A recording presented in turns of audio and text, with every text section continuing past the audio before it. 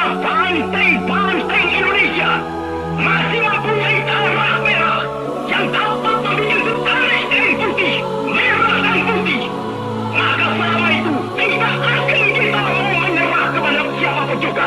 Kita tunjukkan bahwa kita ini adalah benar-benar orang yang ingin merdeka. Dan untuk kita saudara-saudara, lebih baik kita hancur daripada tidak merdeka. Sebelum kita tenang, merdeka atau mati. Assalamualaikum warahmatullahi wabarakatuh.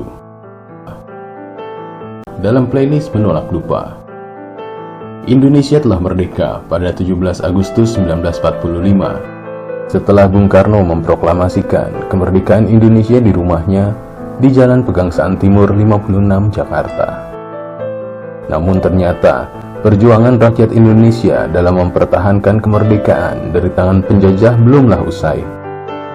Meski sebenarnya pihak Belanda telah menyerah tanpa syarat kepada Jepang, dan Jepang menyerah kepada Indonesia, pergolakan memperebutkan Nusantara masih saja terjadi.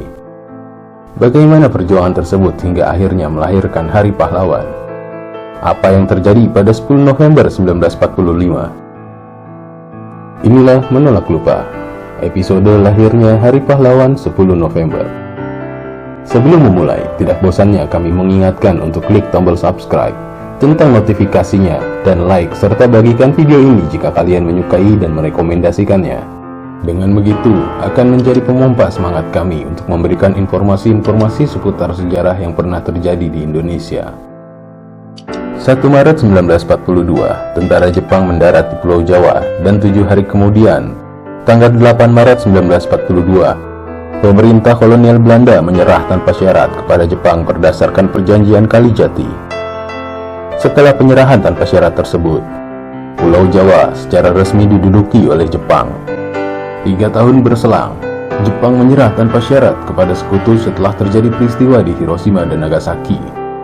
Peristiwa itu terjadi pada bulan Agustus 1945. Dan dalam kekosongan kekuasaan asing tersebut, Soekarno kemudian mengambil alih langkah politik dan memproklamasikan kemerdekaan Indonesia pada 17 Agustus 1945. Belum juga genap 1 bulan Indonesia merdeka, pasukan tentara Inggris datang ke Jakarta pada tanggal 15 September 1945 dan kemudian ke Surabaya pada tanggal 25 Oktober 1945.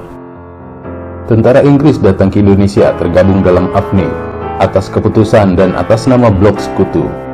Alih-alih bertugas untuk melucuti tentara Jepang, membebaskan tawanan perang yang ditahan oleh Jepang, serta memulangkan tentara Jepang ke negerinya.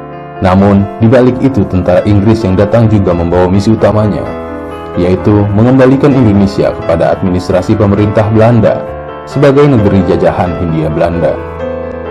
Tentu saja pasukan Belanda ikut membonceng bersama rombongan tentara Inggris untuk tujuan tersebut. Inilah yang kemudian memicu gejolak rakyat Indonesia dan memunculkan pergerakan perlawanan rakyat Indonesia di mana-mana.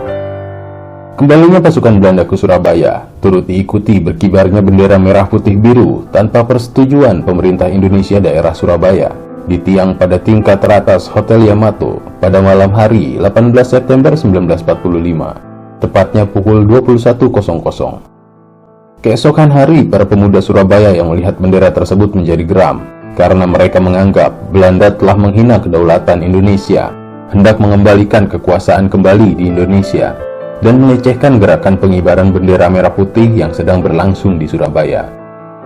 Massa pun berkumpul di Hotel Yamato. Dengan itikat baik, pihak Indonesia pun meminta perundingan dan negosiasi penurunan bendera asing tersebut. Saat itu Sudirman dikawal oleh Sidik dan Haryono, kemudian masuk ke hotel untuk berunding. Tapi perundingan tidak berjalan baik. Pihak Belanda tidak bersedia menurunkan benderanya. Maka terjadilah perkelahian di dalam ruangan tersebut. Sidik gugur di dalam ruang perundingan setelah terkena timah panas petugas Belanda. Sementara Sudirman dan Haryono melarikan diri keluar hotel. Mendengar suara tembakan dan melihat Sudirman dan Haryono yang berlarian keluar hotel, sebagian massa kemudian berusaha naik ke atas hotel untuk menurunkan bendera Belanda. Haryono yang semula bersama Sudirman kembali ke dalam hotel tersebut dan terlibat dalam pemanjatan tiang bendera. Bersama Kusno Wibowo, mereka berhasil menurunkan bendera Belanda, merobek bagian birunya, lalu menggereknya kembali ke puncak tiang bendera sebagai bendera merah putih. Setelah aksi heroik keberanian para pemuda Surabaya tersebut, 27 Oktober meletuslah pertempuran pertama antara Indonesia melawan tentara Inggris. Serangan-serangan kecil tersebut di kemudian hari berubah menjadi serangan umum yang banyak memakan korban jiwa di kedua belah pihak. Sebelum akhirnya, Jenderal D.C. Hawthorne meminta bantuan Presiden Soekarno untuk meredakan situasi. Kemudian pihak Indonesia dan pihak tentara Inggris sepakat melakukan gencatan senjata yang ditandatangani pada tanggal 29 Oktober 1945. Keadaan berangsur-angsur mereda. Walaupun begitu, tetap saja terjadi bentrokan-bentrokan bersenjata antara rakyat dan tentara Inggris di Surabaya. Bentrokan bersenjata tersebut memuncak dengan terbunuhnya Brigadir Jenderal Malabi, pemimpin tentara Inggris untuk Jawa Timur, pada 30 Oktober 1945 sekitar pukul 20.30. Saat itu mobil Buick yang ditumpangi Brigadir Jenderal Malabi berpapasan dengan sekelompok milisi Indonesia ketika akan melewati Jembatan Merah. Kesalahpahaman menyebabkan terjadinya tembak-menembak yang berakhir dengan tewasnya Brigadir Jenderal Malabi oleh tembakan pistol seorang pemuda Indonesia yang sampai sekarang tak diketahui identitasnya. Kemudian mobil tersebut terbakar setelah terkena ledakan granat yang menyebabkan jenazah Malabi sulit dikenali. Kejadian ini menuai kontroversi dan banyak kejanggalan. Pihak Indonesia yang disalahkan karena telah dianggap melanggar perjanjian gencatan senjata. Namun, berbagai sumber menyebutkan seorang perwira Inggris justru bersaksi bahwa Jenderal Malabi yang memerintahkan untuk menembak kerumunan massa tersebut, dan juga tidak benar-benar yakin apakah Malabi dibunuh oleh orang Indonesia yang mendekati mobilnya yang meledak bersamaan dengan serangan terhadap dirinya. Meski begitu, kematian Malabi ini menyebabkan pihak Inggris marah kepada Indonesia dan berakibat pada keputusan pengganti Malabi, Mayor Jenderal Eric Carden Robert Mansard, yang mengeluarkan ultimatum untuk meminta pihak Indonesia menyerahkan persenjataan dan menghentikan perlawanan. Menyebutkan juga bahwa semua pimpinan Indonesia, pemuda, polisi, dan kepala radio Surabaya menyerahkan diri dengan mengangkat tangan ke Batavia Weg atau Jalan Batavia. Batas ultimatum itu adalah jam 6 pagi pada tanggal 10 November 1945. Ultimatum-ultimatum itu disebarkan melalui pamflet udara oleh tentara Inggris, dan ancaman itu tidak membuat gentar sekalipun. Are-are Surabaya justru naik pitam dan melawan, sebab Indonesia sudah berdiri sebagai sebuah negara. Selain itu, banyak organisasi perjuangan bersenjata yang telah dibentuk masyarakat, termasuk di kalangan pemuda, mahasiswa, dan pelajar, yang menentang masuknya kembali pemerintahan Belanda yang memboncengi kehadiran tentara Inggris di Indonesia. Rakyat Surabaya tak dibiarkan berjuang sendiri. Ancaman pihak Inggris telah membuat seluruh rakyat Indonesia bersatu dari berbagai daerah di Indonesia, mulai dari pejuang Sumatera, Kalimantan, Maluku, Sulawesi, Bali, hingga resolusi jihad yang dikeluarkan pimpinan Pondok Pesantren Tebu Ireng, yaitu juga pendiri NU, Kiai Haji Hasyim Asy'ari, dari hasil kesepakatan para ulama sepulau Jawa.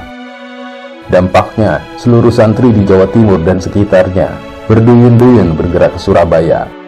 Santri dan golongan nasionalis bersama-sama bahu-membahu melawan Inggris. Nyaris seluruh sudut kota Surabaya dipenuhi pemuda dan kelompok bersenjata. Kemudian terjadilah pertemuan pemuda dan kelompok bersenjata di Surabaya yang memutuskan mengangkat Sungkono sebagai komandan pertahanan kota Surabaya dan mengangkat Surahman sebagai komandan pertempuran. Dari sini kemudian muncullah semboyan Merdeka atau Mati dan Sumpah Pejuang Surabaya. Hingga akhirnya 10 November 1945 pagi hari, rakyat yang siap angkat senjata pun masih menunggu. Hingga kemudian tersiar kabar, seorang pemuda melaporkan terjadi penembakan oleh pasukan Inggris. Peristiwa yang ditunggu-tunggu pun tiba. Pertempuran hebat terjadi. Meski Indonesia baru terbentuk, itu tidak menciutkan rakyat Indonesia melawan negara pemenang Perang Dunia Kedua, Inggris. Dengan gagah berani, rakyat Indonesia menghadapi perlawanan dari darat, laut, dan udara untuk mempertahankan kemerdekaan dan kedaulatan NKRI dengan semboyan yang akan selalu dikenang. Sekali merdeka, tetap merdeka. Demi menjaga persatuan Indonesia, para pahlawan tidak membeda-bedakan suku, ras, agama, dan golongan. Justru dengan begitu, menjadikan Indonesia semakin kuat dan mampu menghadapi lawan sekuat dan sebesar apapun. Mampukah kita menjaga kesatuan dan persatuan bangsa Indonesia di tengah perbedaan yang ada, seperti yang telah dilakukan dan dicontohkan pendahulu kita? Saling menghargai, menghormati, menjaga toleransi di antara perbedaan yang ada akan membuat kita semakin kuat dan mampu menghadapi apapun yang menghadang, termasuk usaha pihak asing yang menginginkan perpecahan bangsa ini. Ingat kata Soekarno, bangsa yang besar adalah bangsa yang menghargai pahlawannya. Sebagai bentuk menghargai para pahlawan kita, seharusnya kita patut menjaga apa yang telah mereka perjuangkan dengan jiwa dan raga. Persatuan Indonesia.